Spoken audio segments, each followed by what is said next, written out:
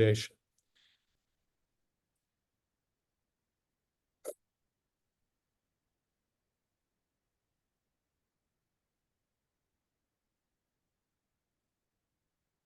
So we have gotten into a situation, I don't think I have to tell anyone about this, where our polarization has become dangerously toxic. You know, it used to be that it was us and them, so Republicans and Democrats. We were talking a bit about this at the top before some of the others of you joined. And we would battle over issues during the day, and we'd have a beer in the evening, right? And we would remain friends. Now the polarization has become such that it's us or them. We have made political enemies out of our political opponents. And we think, Scott and I, Nathan and others working in the space believe that this is a really dangerous place to be in our country and in our state. It's manifesting in some important and troubling ways as well. So people in public life now are facing threats, the likes of which I haven't seen in all the years that I've been doing journalism and now this. Threats are now a routine part of public life. If you're in the state legislature, if you're in Congress, even if you're on a school board, you can expect to be threatened in one way or another. In fact, according to a study that was just released in January by the Brennan Center for Justice, more than 40% of state legislators experienced threats or attacks within the last 3 years. And at the local level, almost 1 in 5 of local office holders, so these are members of school boards, members of county boards, election workers and officials, have experienced threats or attacks within the last year and a half. And what's happening? So the people who are the victims of these threats, which we believe is a form of political violence, are changing the way they're doing things. They're interacting with the public less often. They're hardening their offices. We talked to a clerk up in northern Wisconsin recently at a town hall meeting organized by All Voting is Local, and we have at least one member or two on the call today from this group doing great work in Wisconsin. And she talked about how she had moved the election workers to the back of the room so that where there were doors, so that if they had to escape, they could. I just want to say for the record, this is not normal, and we should not normalize it. This is aberrant behavior that is harmful to our democracy.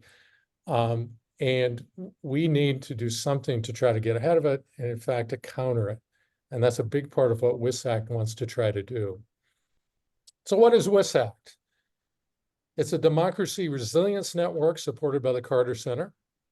And that means we're a network of citizens, Republicans, Democrats, Independents alike, who are banding together to demand better, both of our government, of people who serve us, and frankly, of ourselves.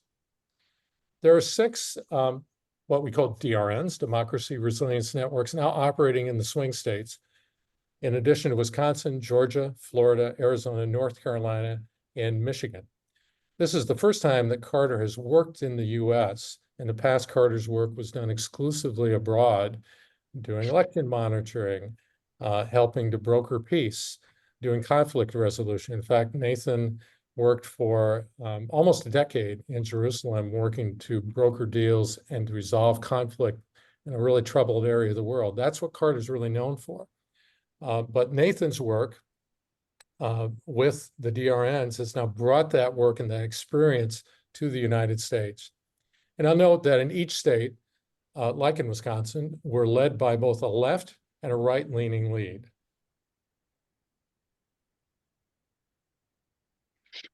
So how will WisACT help? Well, we're going to try to create capacity for mitigating violence and intimidation in our politics and identity-based violence, which often can be the same thing. We're building this cross-partisan organization that you're a part of now that can talk constructively about divisive issues. And we're hoping to improve public education about electoral processes and best practices. Now I want to turn it over to my colleague and friend, Scott McCallum, to take you home for the rest of this presentation. Thank you, David. And I've got to say, first of all, it's too bad we have to have an organization like this.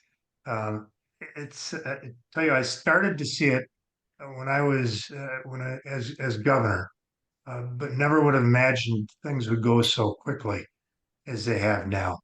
Uh, and I've done work in other countries as well as Nathan on democracy building, and it's interesting now to have to look at making sure that our institutions remain intact and that democracy remains intact in the United States and in Wisconsin, which, as we know, I think those in line know, Wisconsin is the swing state in this presidential election as well. So what can we do, and how can this organization be a vehicle for you to stand up for democracy? One is you've already done it. You're on the call today, in this meeting today. Um, that's an important step. Show that you're concerned about where things are going. Uh, Join WisACT, lend your name to the effort. And when we say lend your name, uh, we're we're going to ask very specifically within the next couple of weeks for those that are willing to be publicly supportive of democracy. Sign up for WisACT. We'll put it on the website, and we're looking for many people throughout the state to stand up for democracy. Um, and we will, as I say, we will be following up with that as well. Attend our monthly network meetings. There will be other stages to this. Today, we're going to hear from Nathan on what is happening in society, some of the polling. And next meeting, we're hoping to have uh, uh, Michael Ford, who's at the University of Wisconsin Oshkosh, uh, talk about one of the specific steps we're taking in listening sessions around the state of Wisconsin. I say that because, again, with the network meetings, you'll hear about some of the things going on and hopefully share with us things that are occurring in your area of the state. And so we can participate when needed, but that you can let us know what is going on and you can participate in meetings, help at an event. You'll see on one of the slides coming down just some of the events coming up. You're going to hear of some events in your community. And I can tell you there are things going on all the time, particularly through the summer in the community. And you may find it fun to go out to the county fair and look for people that are supporting democracy or to set up a booth and hand out volunteer cards. Participate in our pro-democracy messaging campaign. And finally, there may be some that want to take the final step and get trained in rapid response. What to do if there is a situation, how do we handle that in the state of Wisconsin? If you're at a polling place, you see things. If you hear things going on, hear that there may be violence or some type of activity that is undemocratic, to who to notify and how to respond yourself. Public events that I mentioned we've got coming up.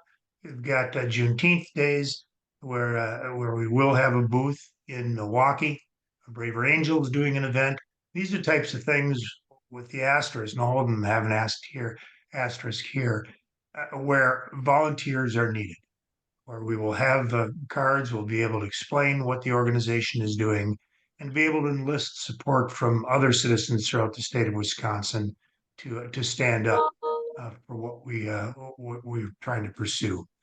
Recruitment, well, messaging through your personal networks, and we will be talking more about that. But a large part, as we've seen the change in media over the past several years, moving much more towards social marketing, social media. So many of the personal networks you can use as well to multiply the movement in the state of Wisconsin. Finally, recruitment, presenting to civic groups across the state. It may be if you're a member of some different groups, if you have events coming up, need a speaker, either let us know or be willing to speak. We're hoping to have speakers in each area, potential speakers who can present throughout the state of Wisconsin. I'll just jump in. We're going to be developing a deck, 10 slides or so on what we're doing and how we're doing it. 10 slides, 20 minutes, 10 minutes for questions. So perfect for Rotary clubs across the state or any other sort of civic organization. And we would love for those of you who are interested to do a quick training with us to get the deck and to take that out on the road. And part of this that we're saying is um, this is why we need people throughout the state of Wisconsin. Democracy is not easy. It's shared. It's sometimes a very messy process, but we can guarantee it doesn't work if people don't get involved. So now is the opportunity, and we'll provide opportunities. You will find opportunities for others to get involved, but it really is the way to counteract much of what is going on. It's having an involvement for decency in the political arena, and standing up, say we don't accept violence, we don't like the direction it is taking, and it's worth it to fight for a system that has respect and people trying to work together to move our society forward. We're planning on building a number of things for trust building, and we say these as support mechanisms for how you may want to get involved. One is, and again, we're hoping to do this the end of June as the program for members, is listening sessions and workshops. That's going to be run by the Whitburn Center out of the University of Wisconsin-Oshkosh with the mediator trying to get input from various communities throughout the state as to what the issues are, particularly in different regions throughout Wisconsin. Associated with that, we will have clerk tours where we will invite people to work with election officials and go through and look at what the process is. There's concerns of potential fraud in elections. There have been charges of fraud in elections. And we know, and I can tell you from my very first race in the state Senate, which went to a recount and a court case, there are going to be anomalies. But having the clerk tours will allow us to get to know many of our neighbors who are working in these in a rural area now, and you know the people. They, every election day they'll say hi to us as they come in. We know they want the system to work, but these will allow you to get a better understanding of what goes on during the election process, and to be able to monitor as elections go on. If there is an anomaly, let's take care of it right away. Let's prevent rumors, innuendo going around after an election. Let's address it through the system. And finally, we will have the statement of principles. You see an outline of them on the website right now.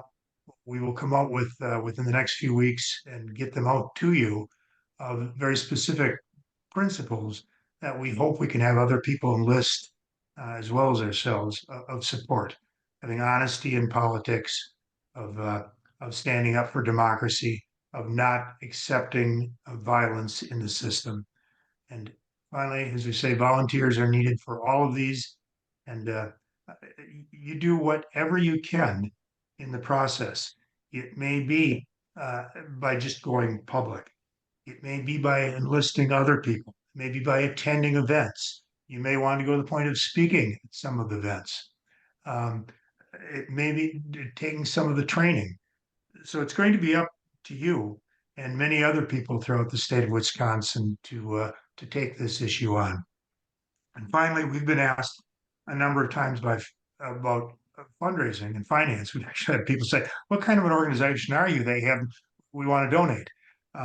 You don't have to, but it will be welcome. There are some steps, and we will again, hopefully, the end of this next month in our program, talk about very specifically the listening sessions around the state where we have an obligation to raise some of the funding. It's not necessary. This isn't a membership where you have to pay. The Carter Center is financing a portion of things. We are taking it a step further with the listening sessions, the step we're taking, and there will be opportunities in any way you can conceive of helping. There will be opportunities as we go down the line. So thank you. So now let's open it up to questions. And again, if you wouldn't mind raising your hand using that react button at the bottom. If you have questions or comments, we'd love to take a few minutes here before we move to Nathan's presentation.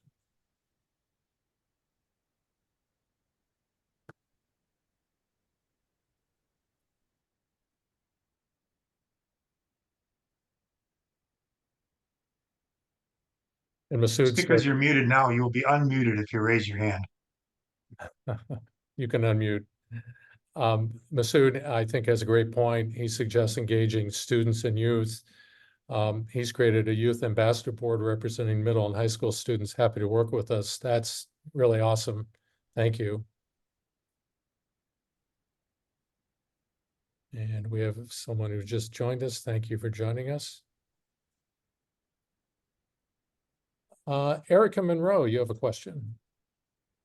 Hi all, I'm Erica from the Wisconsin Academy of Sciences, Arts and Letters. I'm just interested in hearing beyond some of the ideas that you've shared for giving visibility and availability for you to come in and do the presentation. Are there other ways that you would anticipate partnering with other like-minded organizations such as the Wisconsin Academy or some of the other ones that I see arranged around this room of attendees?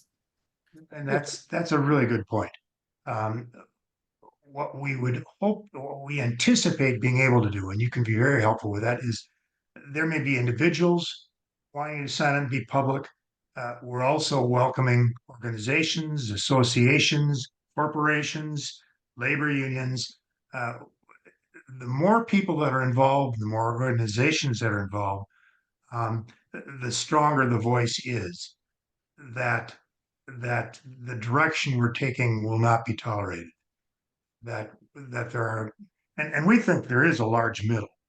That the extremists will not win, but we do need to speak up. So yes, thank you for that offer, and extend it to others as well.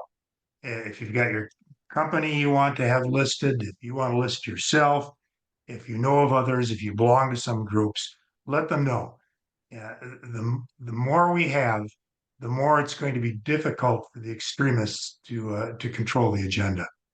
And I would say too, there may be opportunities on public events to collaborate with groups. So for example, the workshops that we plan, so we're doing these listening sessions that are essentially focus groups with local elected officials in 5 to 7 communities around the state. Out of that will come a report that we'll release publicly about what we found about building trust in our political system, especially electoral politics.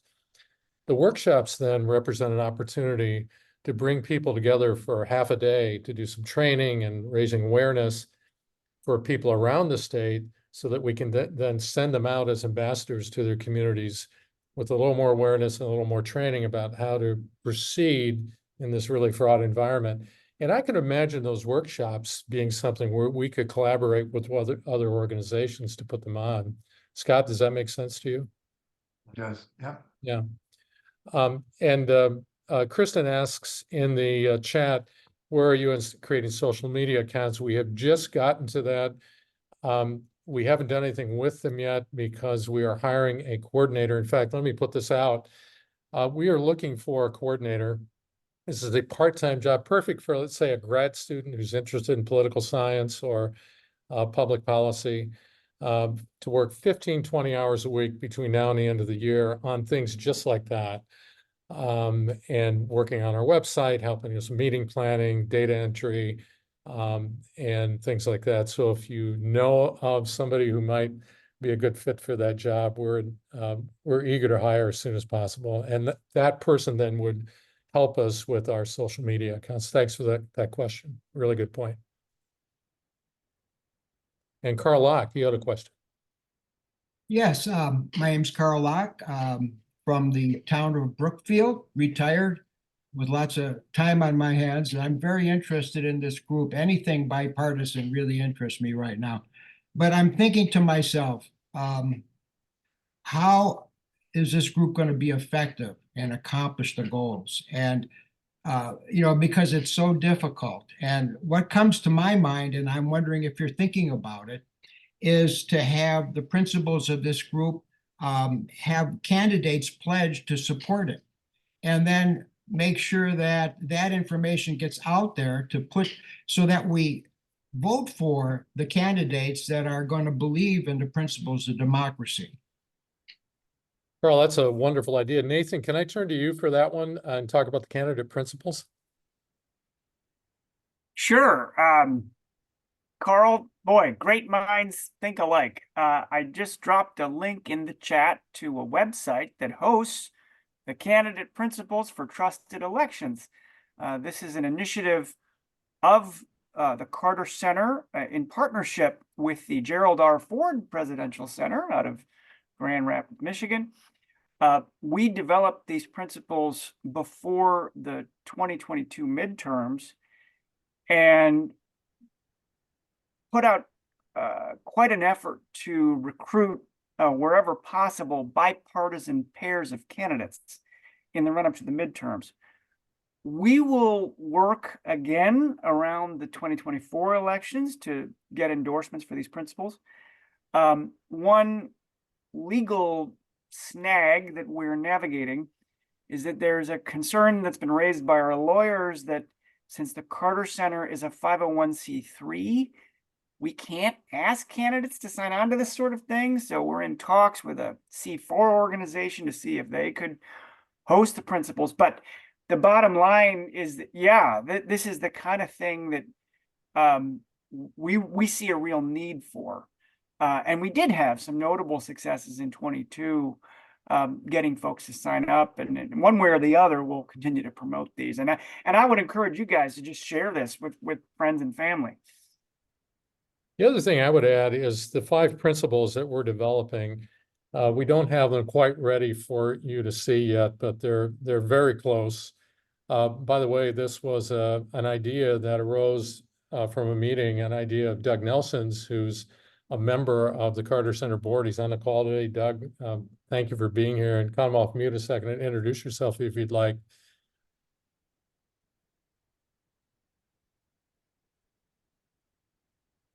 I saw him. Thanks, David. Thanks, David. Yeah, I'm excited on behalf of the whole Carter Center for the work we're doing in each of these 6 states, and in particular because I'm a Wisconsin guy, especially excited about our ability to mobilize a commitment to democracy, which knows no party boundaries. And I believe strongly that if we can crystallize the things that at least all of us share as values with respect to the future of democracy, and reveal to the larger public the extent and breadth of the people who value the preservation of traditions that have been 200 years in the making, we may well help turn the corner back to old norms that served us well as a country. And so I would say too, Carl, the candidate principles that are in the chat, and I just dropped a couple of other links in there, including our email addresses, so you can reach us that way if you'd like. The candidate principles are one thing we certainly can consider, but as Scott mentioned, we also want to take the 5 principles we're developing, which are similar but a little bit different, a little more nuanced for this group. We want to take those across the state too and get folks to sign on and say, yeah, I'm all for this. We might even do something really old school and buy an ad in the paper with everyone who signs on. I don't know, that might be too old school. We'll see. I think Beth Bauer had a question. Beth? Well, actually, I was just going to offer Braver Angels because, you know, we do specialize in having moderators around the state. Yep. So we can certainly help you moderate discussions on issues and anything, as well as, you know, just providing our assistance. So anybody who wants help with moderators, let us know. Beth, could you take Beth, and Beth had a good point as well. We listed Braver Angels and some of the other organizations that we could use volunteers for, and there are other organizations that have different aspects of doing what we're doing, and we're not in competition. We all have the same mission. We have the same goal. We have different ways of getting at it and have different components. So be aware, and we will share, and thank you for pointing that out. And they've participated with us. David and I have gone to a number of the other events to support the efforts that they are taking. Norma has a great question. Nathan, I might throw this one to you as well. Norma says, I think political activity can compromise nonprofit status. Does involvement in WisACT cause an issue for an organization, say a church? Yeah, that's a great question. I am not a lawyer, but I will do my level best to answer. First, my understanding is the specific concern that's been raised with regard to the candidate principles is the act of having candidates sign on to them publicly. Something about that transaction is considered to maybe veer into the realm of C4 work. But WisACT and the Carter Center and this project is not doing politics. And this is frankly much deeper. This is a much deeper point than as regards our registration status. This is about values. And we're not here shilling for any particular candidate or party. What we are trying to do is lift up the voices of the broad majority of Americans who I think still agree on certain basic values. That's what we're doing.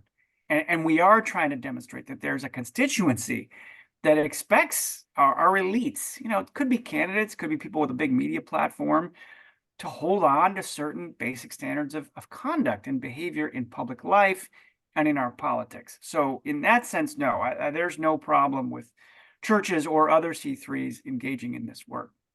Where the line is generally drawn for nonprofit status is if you get involved in specific issues. You need to start to register as a lobbyist to be concerned about that. We are not involved in specific issues. In fact, we are meticulously staying away from issues and saying the only thing that we're looking at is standing for our process, following the process. And we think it's a wonderful part of the process when people disagree on issues, as long as we do it without having violence and intimidation and breaking down the institutional process that we have in a democracy. Leslie, you had a question? Yes, I'm going to be very brief because this is another comment and not a question. So Braver Angels Milwaukee is actually having an event this Saturday at 10:30. So it's a skill building workshop on skills for disagreeing better. And I will put a registration link in the chat, and we'd love it if any of you are around and could join us. Thank you for that. Thank you for that. I added a few other organizations that I know are either on the call or I'm aware of. There's just so much good work being done in the space, but we were on a call yesterday on training actually with a group called Over Zero that some of you are aware of. They do conflict resolution training and violence mitigation. They focus on communication and messaging. And somebody in the call, one of the trainers said, it's an all hands on deck moment. And I really believe that. So we welcome all the help. Lee Rosh, you have a question. Sure. Thanks, David. Are you planning, do you have or are you planning to use an advisory group to try to guide your work and balance your time against the challenges that we have? We have a steering committee. This was Scott's idea. I think it's a great idea. It's roughly composed of people who identify on both sides of the political divide. There's a dozen of us on the committee. We've had a couple of meetings. We planned a few more. We thought at least in early going, that was really crucial. So a really great point, Lee. Thank you. And Lee, thank you for your involvement. And I know you've been working and was able to see Lee a couple of weeks ago over in Waukesha at an event with a couple of other organizations that had put it together. So thank you. Erica asked for a resource list. I do have such a list. Lee actually has a list that he's been keeping of various groups that are active in this space. I'll try to see if I can dig this up and throw it in the chat. And we have a question from Rhonda. Hi, thanks so much. Rhonda Lidner from the Wisconsin Interfaith Voter Engagement Campaign. Great to see so many familiar faces and friends and partners on the call. For those of you who don't know, I heard mention of working with congregations, and that is indeed the niche of the Wisconsin Interfaith Voter Engagement Campaign. We are completely 501c3, and we organize through congregations, through their clergy leaders, their lay leaders, and also many of the organizations on this phone call. All Voting is Local, League of Women Voters, Campus Voter Project, whatever. So if you're looking for congregational outreach, please look me up. I know everyone here has their niche, but I wanted to put that in there, and I'll put my email in the chat. Thanks so much.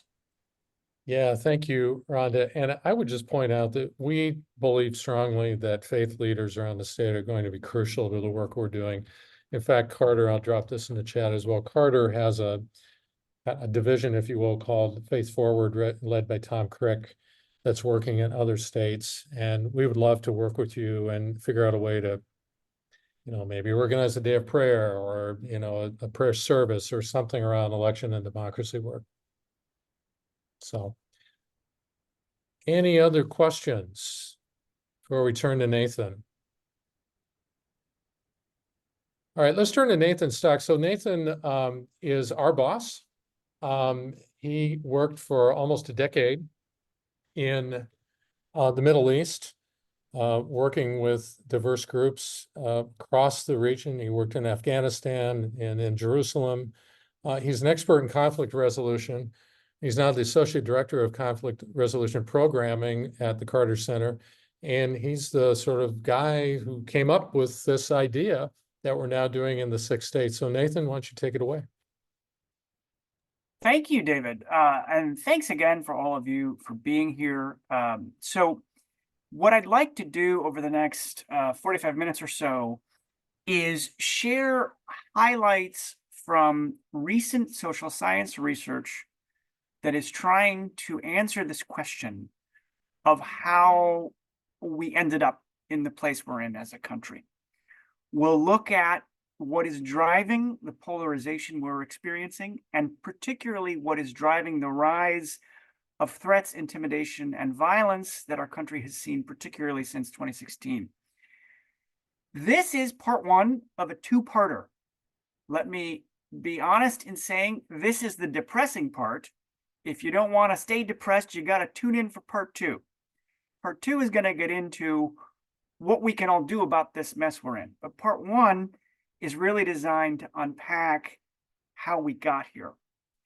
And our purpose in sharing this is not to depress you, but really rather out of the hope that knowledge is power, that by understanding some of these tidal forces that have been buffeting our country, we will all be better equipped to fix it. So I'm going to do a mix of talking at you and talking with you. I'm going to say some things. I'm going to ask you guys questions. This is going to be somewhat interactive, and we should have some additional time for conversation at the end. But with that, the first thing I'd like to share is this slide right here. This charts the responses of our fellow Americans to a battery of questions about our policy and political preferences from 1994 to 2017. So what you're seeing here is the respondents' demographic characteristics. The sample included Black and white Americans over the years, folks who were, more or less attendant to a religious congregation. The data is broken out by age, gender, education level, etc. All right. Point is, in 1994, which I would argue is not that long ago, Americans' racial identity was only 1 point different from one's professed party affiliation in explaining views on this battery of policy questions, right? Fast forward to 2017, and as you can see on this graph, party affiliation has pulled away to correlate much more strongly than one's racial identity or religiosity or whatever else in predicting the policy and political views of this sample of Americans. In one chart, this is a way of visualizing how our party identities, more than anything else, more alone than race or religiousness or what have you, have come to dominate our political views, how we've aligned, we've sorted, in the words of political scientists, into these two large right and left leaning political tribes. Okay, so how did this happen? In my opinion, if you live in this country, you're entitled to an opinion on this. I'd be very curious. I can see some of your faces. I can't quite see everybody. Feel free to shout out.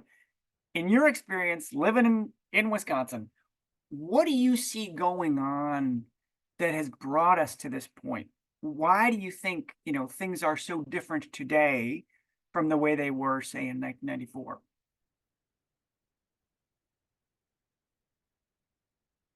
You can also use the hand raise function, and I will do my best to call on you.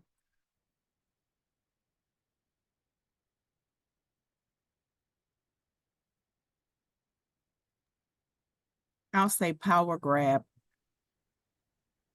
Seems to be a Okay. power grab. Okay, can you say a little bit more about what that means? Well, when I look at education, I think that what's happening is there's a power grab. There's money that's involved with education, and the perception is, who owns that amount of money, and dismantling a school system, in my opinion, provides an opportunity for the money to be distributed.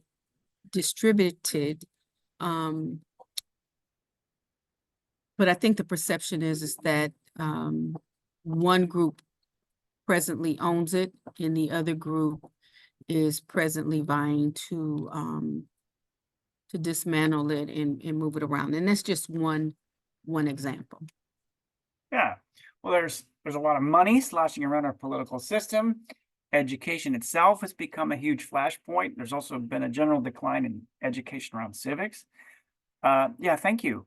Lee, I see Lee and then Jamie with their hands up. Well, I think there are lots of reasons, but a couple that really stand out to me are, one is that the partisan think tanks were promoting divisive strategies in order to win elections, and that goes back into the early 90s. And then all of this was really accelerated with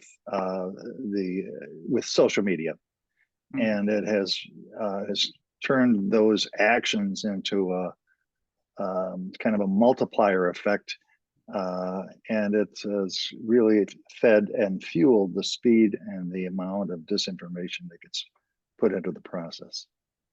Sure. Yeah. Yeah. Social media is certainly a factor in this. Yeah. Thank you. Jamie. We have major high visibility politicians who are encouraging not just division, but actual hatred, and, also dismantling some of the norms that we had in place around things like civility. And it's, setting a tone for the rest of the country. Yeah. Yeah. It's almost like you guys have seen this presentation before. Yeah, this is all on point. So look, I'm going to divide this into two parts. The first are what I call structural drivers of polarization. These are changes in American life, changes in technology, changes in our economy, our demographics, that have come together in this moment to create conditions that are conducive to the divisions we're seeing. You could put a lot of things on this list. These are the ones that jump out to me. Changing demographics, there's a lot of research on this. And we'll share these slides when we're done here. Many of them include footnotes. You can think of the slide deck as a bit of an annotated bibliography. If you want to read more about this, you can. I recommend Eric Kaufman's book, footnoted below, on immigration and populism. The short version here is, in almost every democracy, demographic change, immigration, or even the fear that there might be immigration is proving to be destabilizing to a lot of countries. It is certainly correlated to a kind of authoritarian backlash. Closed media systems. Someone just mentioned social media. That's certainly a part of the story. Though, you know, there's research out there that suggests that the roots of this in our country go back to the deregulation in the 1980s, the rise of more partisan radio, and then you had cable news, and now social media. And the point is, we're in this world now where I don't think it would surprise you to hear that Americans increasingly have very different informational diets, so that it's much harder to have a national conversation on a shared basis of facts. I think the changing nature of the economy is part of the story. Rising income inequality, but specifically how that relates to how people feel about, you know, the American dream, the ability to get ahead. Another book highlighted below is this piece by Yasha Monk, The People versus Democracy. It's very interesting. He's got this great stat in there, and it totally applies to the life of my grandpa. According to Monk, between 1935 and 1960, the income of the typical American household doubled, and it doubled again from 1960 to 1985. That's my grandpa's story. My grandpa was a welder. When he and my grandma got married, he lived in a room in a boarding house. By the time he retired in the 80s, he owned a home on a couple acres, owned a successful small construction business, had a little postage stamp of a cottage in Florida, and an RV, right? Like, in the 20th century, American democracy and capitalism delivered for my grandpa big time, big time. And the economy, just for a whole bunch of reasons that are, you know, complicated, but it just hasn't worked that way for most Americans since around that time, right? I grew up in a town too small for traffic lights, about an hour from Buffalo. And I can tell you, you know, the people I went to high school with, a lot of them can see that they can't achieve the standard of living of their parents and grandparents. And that's destabilizing. That makes people real angry, right? I mean, there's a whole political science literature on revolutions. You know, why was there a revolution in Iran in 1979? And one of the factors there is that it's not just poverty, right? Typically, frankly, you know, the people who are the poorest of the poor, they don't lead revolutions because they're just, you know, struggling to get by. But the combination of the perception that you should be better off than you are, higher expectations versus a reality in which it's real hard to get ahead, that is very destabilizing. And that's not unique to America by any means. I would also highlight here trust in institutions. You can look this up online. Gallup has been asking the same battery of questions to our fellow Americans every year since Nixon was in the White House. They ask questions about the institutions of American life and how much we trust them. Banks, the military, organized religion, newspapers, the media, and basically every single one of those institutions, our reported trust in these institutions has been declining more or less steadily since the 70s, right? Why is that a problem? Well, again, I think it relates to the difficulty in having a national conversation on a common set of facts. It's harder to do that when we don't, you know, trust the same sources of information. It's one more thing that pushes us back into smaller partisan or tribal corners. Last thing I'd say here, and this is from another good book, footnoted below, but there's data, you know, going back just to the mid-aughts that suggests that from the 80s, at least into the mid-2000s, and I'm sure it's still true now, Americans have been moving to live in communities where their neighbors vote the way they do. This is an old trend in our country. That's problematic because it means that most Americans these days are unlikely to bump into people in the grocery store or at your child's Little League game, or, you know, maybe even in a faith community, to rub elbows with people who vote differently than you. And that lack of human contact across the political divide makes it easier for us to scapegoat folks, to have an exaggerated view of our political opponents. And there's a lot of survey data on this. There's a lot of data that suggests that, you know, your median Republican has an exaggerated view of the extremeness of the political views of the median Democrat and vice versa, right?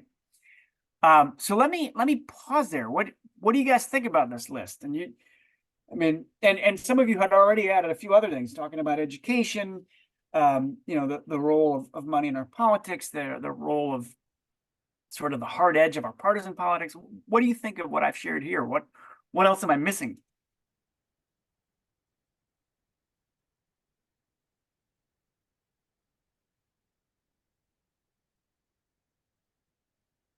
Kristen. I think that, oh, I closed my thing. I think that one of the other things that surprised me is some stuff I've read about how technology and social media allow us to physically actually separate ourselves when it comes to deciding where to live. Mhm. You can literally look up the political leanings of a specific district and say, I don't want to live there, but I do want to live here. And so you've probably read The Big Sort, that book. But noted right there. Yeah. Oh yeah. Sorry. That, you know, you can literally segregate yourselves into red and blue. And we see that already, urban, rural, but now it's can get really detailed. Mhm. And that is a problem. But on the other hand, a friend of mine just had an issue with somebody harassing him and his wife who had different political leanings. And do you really want to put up with that your whole life while you're trying to raise kids? You know, yeah, it's a thing. Yeah, that's a really good point, Kristen. Thank you. Masood. Yeah, I just want to build on your point number one. You know, you talked about increasing the immigrants, you know, from 4.7% to 13%. Pew Research Center did a lot of studies, and they are projecting by 2050, minorities will become a majority. And that is really driving a lot of divisions for those people who don't know. And, you know, in terms of what's going to happen to my religion, what's going to happen to my race, what's going to happen that, and all that kind of thing. You know, I had a breakfast meeting this morning with the mayor of the city today. She's Latino. And as a 22-year-old son, now he's studying in UK. And she and I were talking about the topic of unity. And she said, my son from UK told me I'm not coming back to United States. I will just stay here. I'm very concerned about the future of that country, and I don't want to be there. So it's pretty serious situation that we are going through right now. Yeah, thank you for sharing that. Norma. I also think one of the issues is how lots of different factors have caused us to focus more on ourselves than on the society or on how other people feel or are, or it's so competitive, and it's all about me and advancing my beliefs. So my truth, this whole concept that I have a truth that is different and in conflict with your truth makes it very hard to have a constructive conversation if you don't even, you know, accept the basic definition of words even. But I think a lot of that has to do with just me caring more about myself than about anybody else. You know, and it gets, and I'd argue it goes back to, you know, not our national belief or lack of belief in God or in a higher power has really influenced this a lot, because if you're not beholden to some higher power, you don't really care about anything but yourself. So I think that is a huge issue that, and I don't, you know, the way things are going, I don't see it curing itself, that's for sure. Yeah, Norma, that's a great point. And I've done versions of this presentation for hundreds and hundreds of Americans at this point, and you are not the first person to make a very similar point. And we've for decades and decades we've become more individualistic in orientation for lots of reasons, and I think that's certainly part of this story. Amy, we'll take your comment, and then I do want to share a little more. Please go ahead.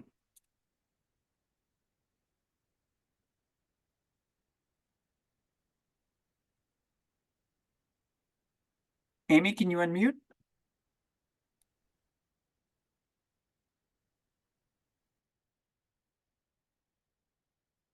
Okay, Amy, we will come back to you because I've got a little more material that I'd like to share with you all. So there's another side to this story, which is in addition to the fact that we've had all these changes in technology and our economy and American life that have I would argue, just made it easier to divide. There's a whole emerging body of social science, psychology, even neurology that suggests that our brains are wired to polarize. So we could say a lot about this, but I just want to leave you with a few top line points. The first is that none of us, Homo sapiens, are as rational as we'd like to think we are. The footnote here is Jonathan Haidt's excellent book, Why Good People Are Divided by Politics and Religion. If you haven't read it, it's a classic of this genre.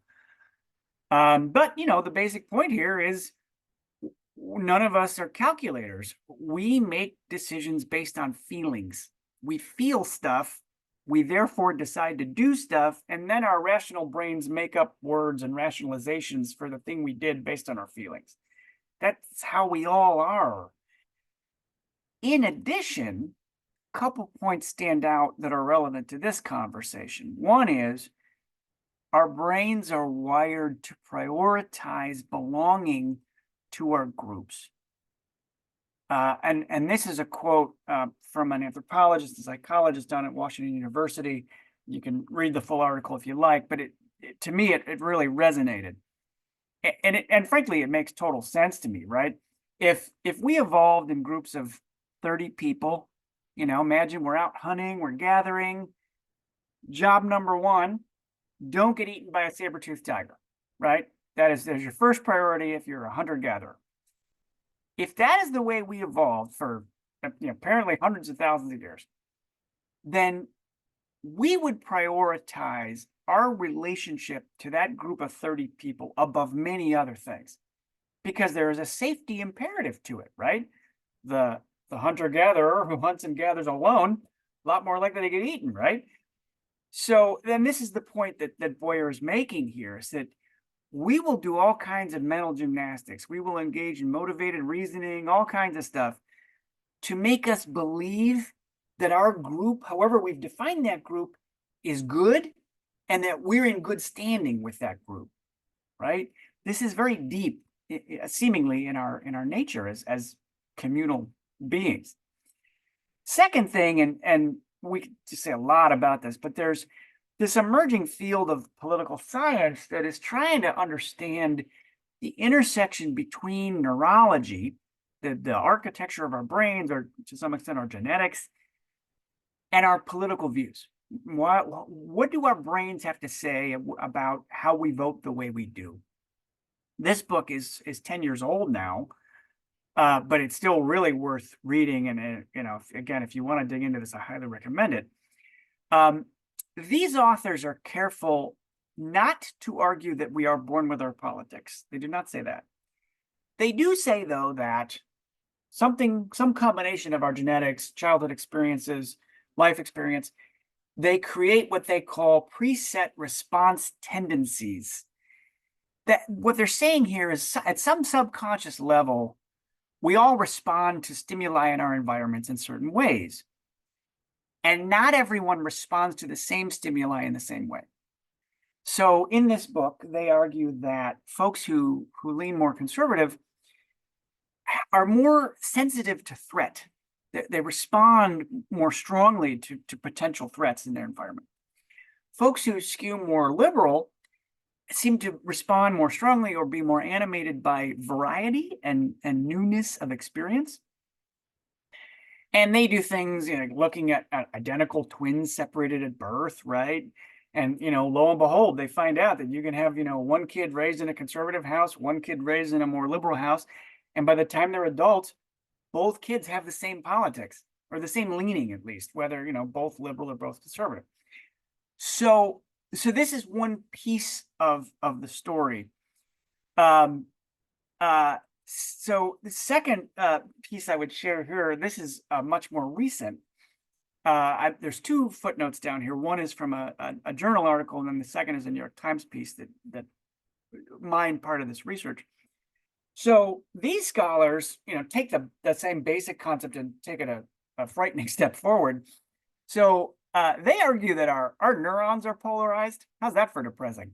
So what these scholars did was they took a sample of Americans and they had typed the group politically. So they had everybody in the sample had to answer a battery of questions, which allowed them to sort of sort them on a political continuum. So they knew in the sample of respondents, they had a group that was sort of half conservative leaning and half liberal leaning. And then the same group of people all watched a set of videos about immigration, short videos, all watched the same videos.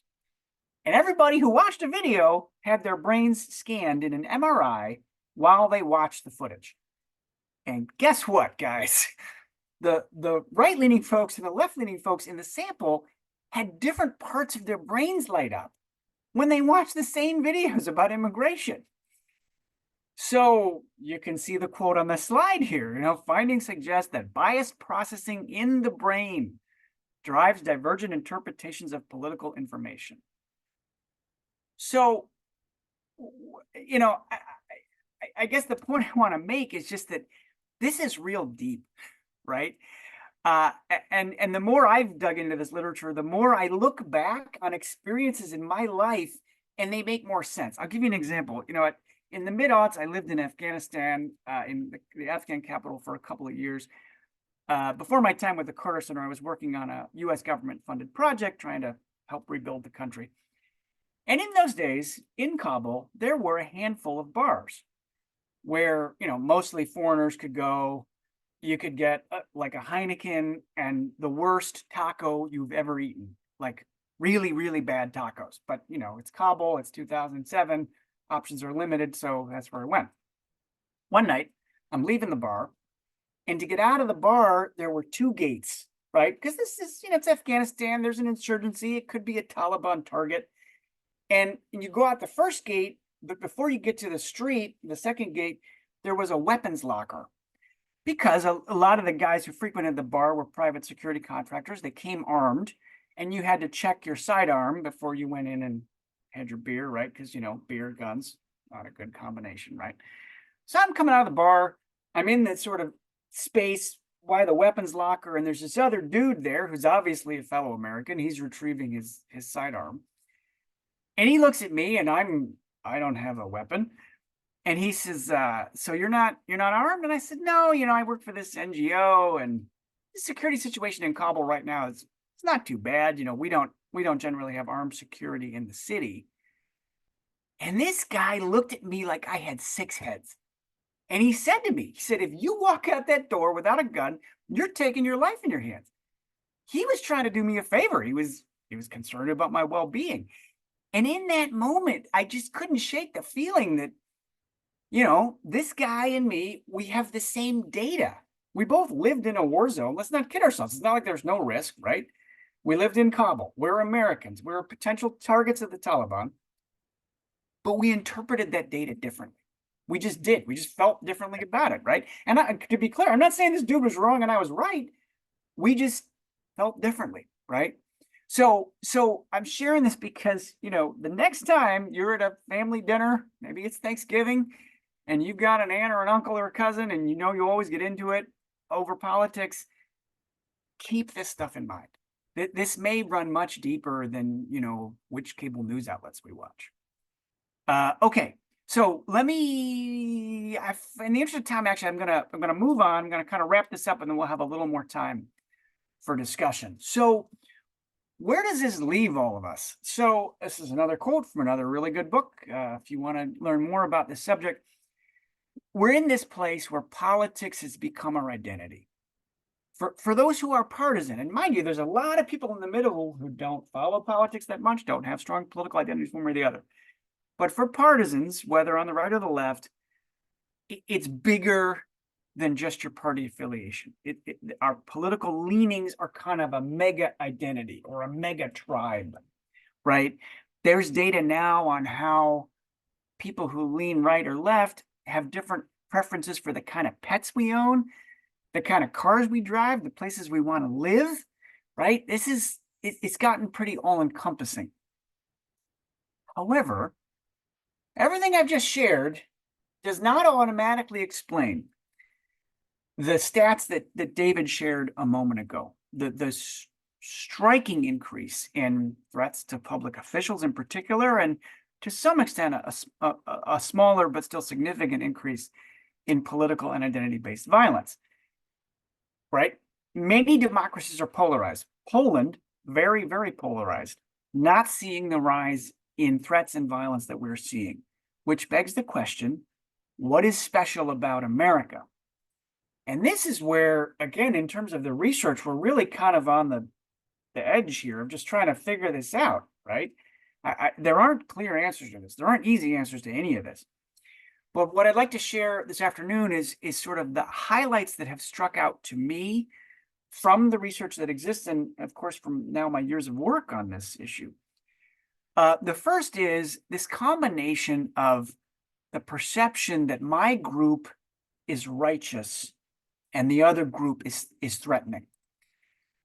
So here's another quote from yet more smart folks. These political scientists were trying to come up with a better term than polarization to describe what's happening in America, because they noted that, man, this polarization sounds kind of milquetoast compared to the way this feels for some Americans. And they came up with this term sectarianism, political sectarianism. They found that what's going on is perhaps more akin to a religious identification, but for those in the Judeo-Christian tradition, Old Testament religion, right? Smite your enemies religion, like my side is right and the other side is wicked, that kind of religious metaphor. So you can imagine, right? It's not rocket science. If some portion of our body politic perceives the other side to be, not just political opponents, but dangerous to them, that puts the whole country in more dangerous territory.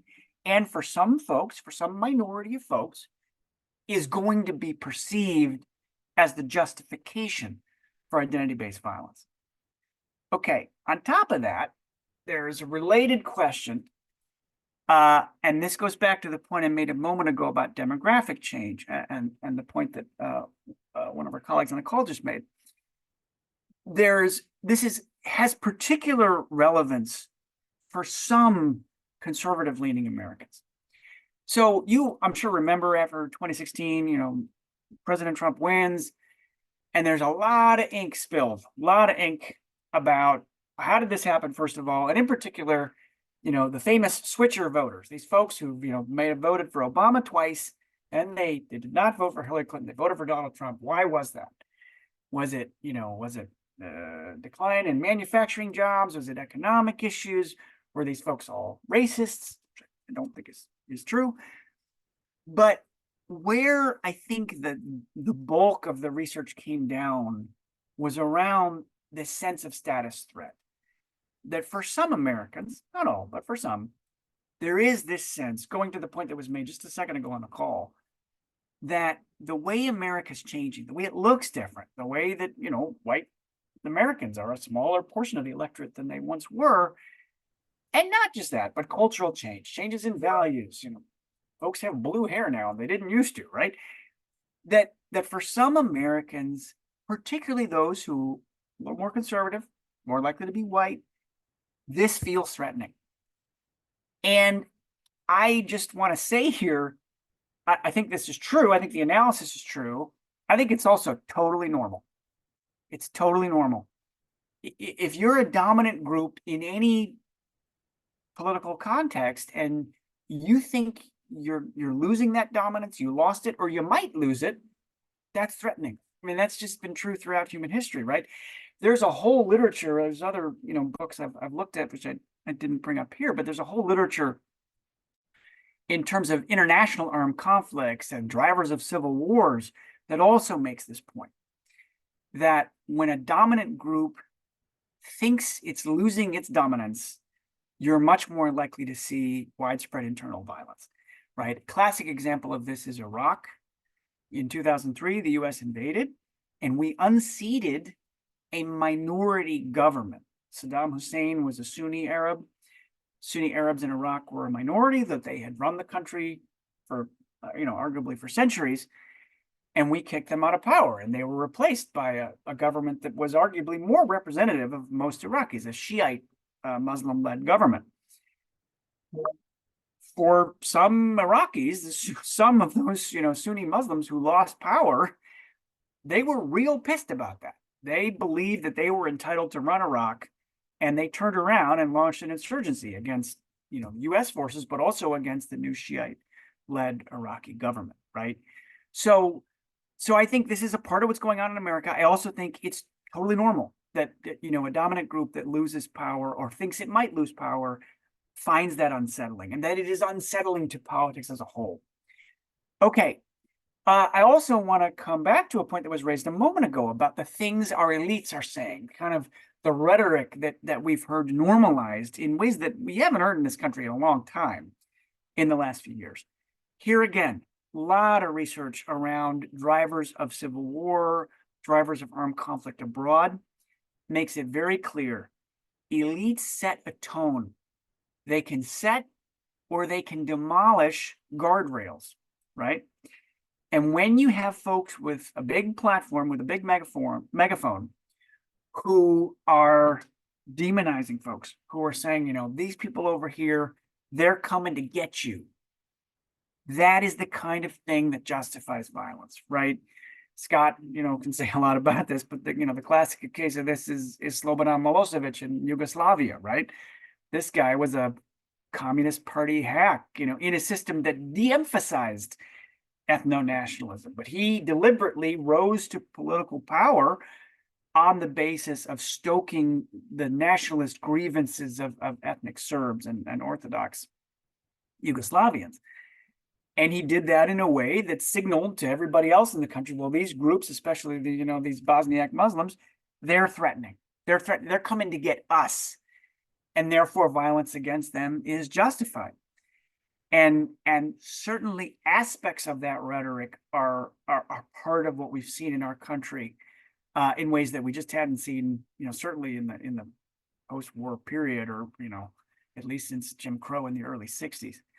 So that's a part of it. Last thing I would say here is there's a whole nother body of research, particularly from comparative political science. These are political scientists who compare different types of systems of government or different types of democracies. And they will tell you that the US system at this point, wasn't true 100 years ago, but it is true now. It stands out as being just generally unusual. Our system is unusual compared to other democracies. Nobody else has anything like the Electoral College anymore, as an example, but there's a bunch of other things as well. The bottom line here is our system correlates with systems that are unstable and more prone to violence. We have things like winner take all elections, right? This just makes it harder to pass policy that's popular, right? I mean, I'm sure you've all seen this survey data. Axios, put out a piece just a month ago and this has been true for years, right? 65% of Americans agree on all kinds of hot button policy issues. There's solid majority agreement on how to do a little bit of gun safety reform, maybe a compromise around abortion, right? There's lots of things that Americans agree on. It is very hard for our political system to generate policy solutions that respond to where the median voter arguably is, right?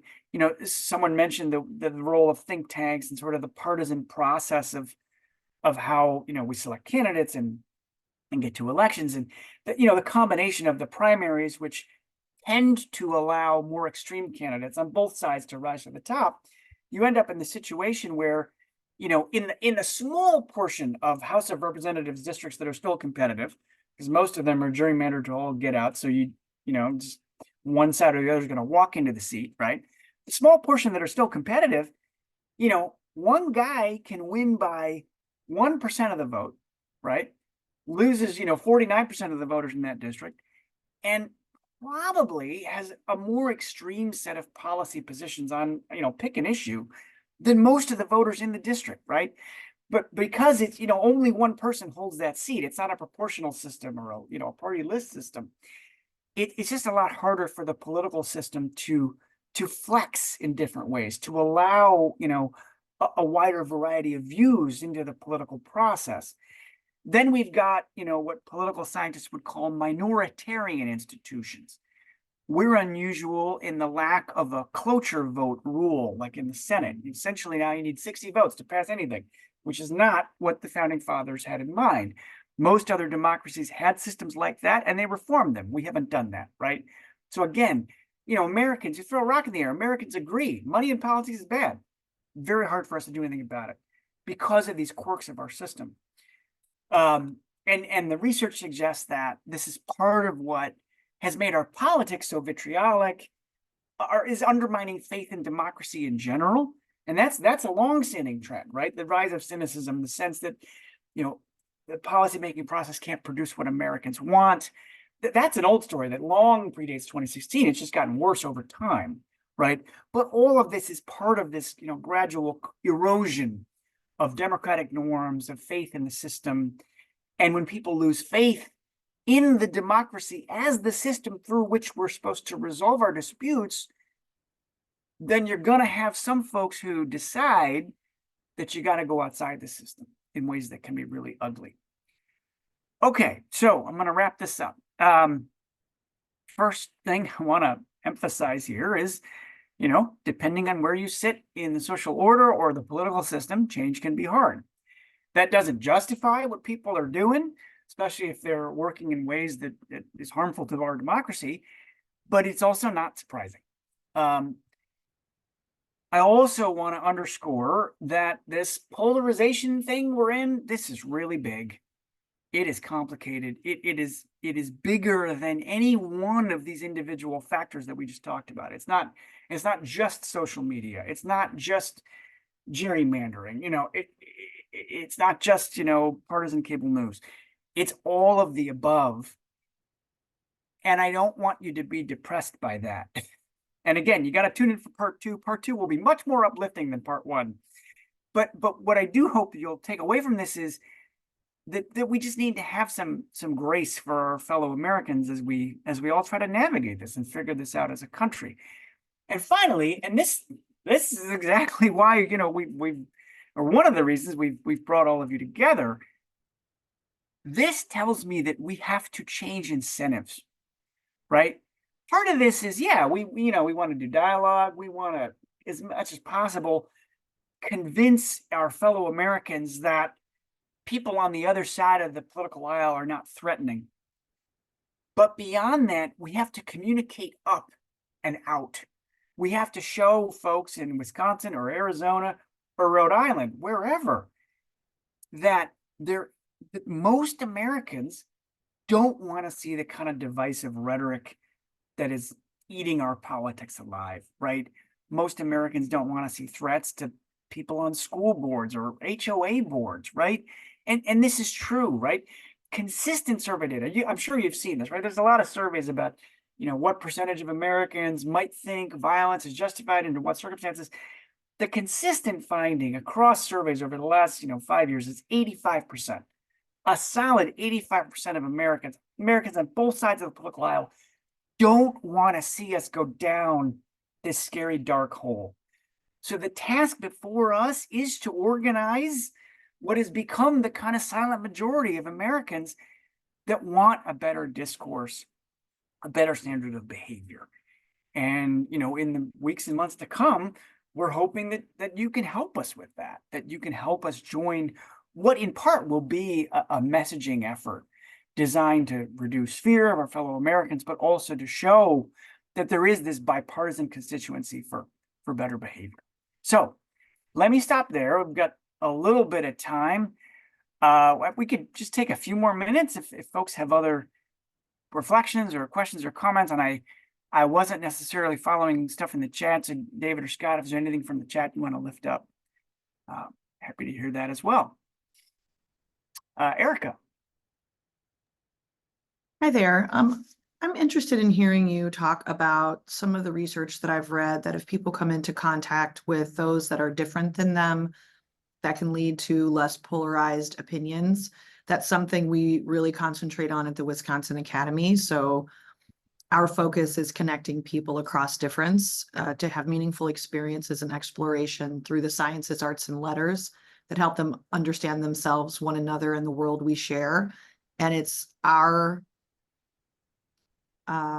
center kind of focus right now is how we connect people who are different in different parts of the states, across political lines, geographic lines, to respect that we're different, but to increase our understanding of one another and reduce polarization. And some of what you were presenting does feel to run a little counter to that, in the sense that it is very much more hardwired. And I just would love to hear your thoughts on how some of what you presented jibes with or is counter to the research that says that people who do come into contact with others that are different, kind of like one of the points you made, whether it's at church or at workplace or wherever, that can give them less of a closed mind. Yeah. You are ahead of the game, Erica. There will be a slide on this in this series. You're absolutely right. There's a body of research going back to the 70s around intergroup contact theory. So, maybe it's a group of Black and white Americans. Like, how do you bring people together in ways that reduce animosity, stereotyping, prejudice? And, the short version of the findings is, yeah, that it can work. You can break down barriers, you can improve understanding. We'll talk in the next presentation about specific things you can do at the intergroup level to make those engagements more successful, because there is a body of research that really digs into essentially how you set yourself up for success. Who do you bring together? What are the circumstances around the engagement? What do you ask folks to do? But yeah, there's totally a space for that. And we will talk a lot about that in part 2 of the series. Thanks, Nathan. Masood. Yeah, nice presentation. I really appreciate it. The way in my personal life, I'm originally from India. I came here about 40 years ago. I'm doing a lot of community work as well. I do get, letters in the mail that are hate-filled because they see me all the time on television. I write a lot in the news and that kind of stuff as well. The way I have been dealing with this situation is I know the person has a different opinion than I have it, which I respect. That's what America is all about, unity and not uniformity. When I sit down with those people, my strategy is I never ask them what they stand for, because I know that before I go there. I just go and share my own story, what attracted me 40 years ago to come to America. And I just talk about what I'm doing, why I created this movement called We Are Many United Against Hate, why I'm involved in creating businesses. I'm giving back something to this country that I love. When I was 7-year-old, my dad asked me, where do you want to go? I said, Dad, I want to go to America. He said, why? I said, because this is the only country where I can fulfill my dream and practice my religion. I share that. As a result of that, when they leave the conversation, 90% of the time I get a phone call from them. Can I have lunch? Can I have dinner? Sometimes they come back and join my movement. So this is one of the strategies that I have been using it, not questioning them in my meetings, because then become defensive for whatever reason. Just share why you came, what you're doing, why you're doing. and why it is allowed to do that here versus back home. It really resonates with a lot of people. So something we need to think about how to build this unity and not uniformity. That is an excellent point, Masood, and it's so great to hear that you've had those experiences. And again, this is stuff we'll talk about in the next session. There's a lot of tips and techniques around dialogue, active listening, telling your own story. That's exactly what we're going to talk about next time. So I really appreciate that. I want to give just a couple minutes back to David and Scott to see if you guys wanted to share any last points. Yeah, I'll jump in and then turn it over to Scott. We'll keep it very brief. Thank you, first of all, for all of your time today. Thank you, Nathan, for that great presentation. I've seen it before a couple of times, and I learn something new every time I see it. Very helpful in helping set the context for why we're doing this work. It's not easy work. It's hard work. Sometimes we're not sure if it's working, but we have to try. And that's what we're asking all of us on this call to do today. And we so appreciate your time and effort. We'll be back to you with those 5 principles that we've talked about that we're going to ask people to sign on to. It's really mom and apple pie stuff, I have to tell you. I don't think it'll be a problem for anybody. And then we want to expand the reach of that. And our next meeting will be Wednesday, June 26th at noon. We'll have part 2, but we'll also hear from, we hope, Michael Ford from UW Oshkosh, who will be talking about our listening sessions and how you can help with that. So let me turn it over to Scott. Scott, any final thoughts? I second the thanks for joining us and for being willing to speak up and participate. There is one thing you could do as we move on right now. David has sent out both his email and my email. If you could just say you're willing to stand up and be noted publicly, it will help us get the website started. And if you could do one other thing with that, when you say you're willing to, if you could find maybe 2 other people that you could enlist and send their emails as well, we will add them to the newsletter that goes out, invite them in the future, and hopefully we'll be able to multiply this throughout the state with you starting it as a seed. So thank you. Thanks so much, everybody. Thanks for being with us, and we'll be in touch. Thanks. Thank you. Thanks. Thank you.